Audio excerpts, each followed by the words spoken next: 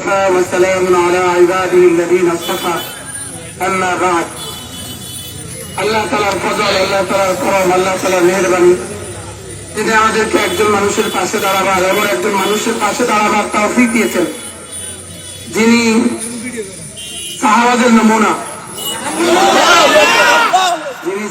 নমুনা, তওবানুল লাইল ফুরসানুন নাহার, যিনি রাতের বেলা যা নামাজে কাটান, দিনের বেলা উম্মতের দুয়ারে দুয়ারে কাটান। এমন একজন মানুষকে আমরা পেয়েছি। যদি এই যা রামগতিবাসী নাকি হারাম, এদের বঞ্চনা, এরা বঞ্চিত হবে, এরা মাহরুম হবে, চিরবঞ্চিত হবে। প্রত্যেকেই নিজেই সংকল্প করেন, নিজেই আলাদা করেন, আমিও আপনাকে ভোট দিব, আমার স্ত্রীকে ভোট দেওয়াবো, আমার মাকে ভোট দেওয়াবো, আমার পরিবারের প্রতিটা সদস্যকে আমি হাত পাকা ভোট দেওয়াবো। সংকল্প করেন 12 তারিখ পর্যন্ত আমরা কমপক্ষে প্রতিদিন একবার করে সূরা ইয়াসিন পাঠ করব। 12 তারিখ পর্যন্ত প্রতিদিন আমরা কমপক্ষে 2 রাকাত সালাতুল হাজাত করব। 12 তারিখ পর্যন্ত প্রতিদিন কিছু না কিছু সাদাকা করবেন। কিছু না এই 3টা আমল আমি দিয়ে গেলাম। সুযোগ থাকলে 12 তারিখে রোজা রাখবেন, 11 তারিখে রোজা রাখবেন, সকলে একটা নফল রোজা ইনশাআল্লাহ রাখবেন। ইনশাআল্লাহ আমরা আল্লাহ তাআলার কাছে দোয়া করি, ইনশাআল্লাহ আল্লাহ তাআলা আল্লামা খালেদ সাইফুল্লাহ দামাত বরকাতুহুকে হাত পাখা প্রতীকে নির্বাচিত করে এই অবহেলিত রামগতিবাসীকে ইনশাআল্লাহ সুন্দর এক জীবন উপহার দেবেন ইনশাআল্লাহ।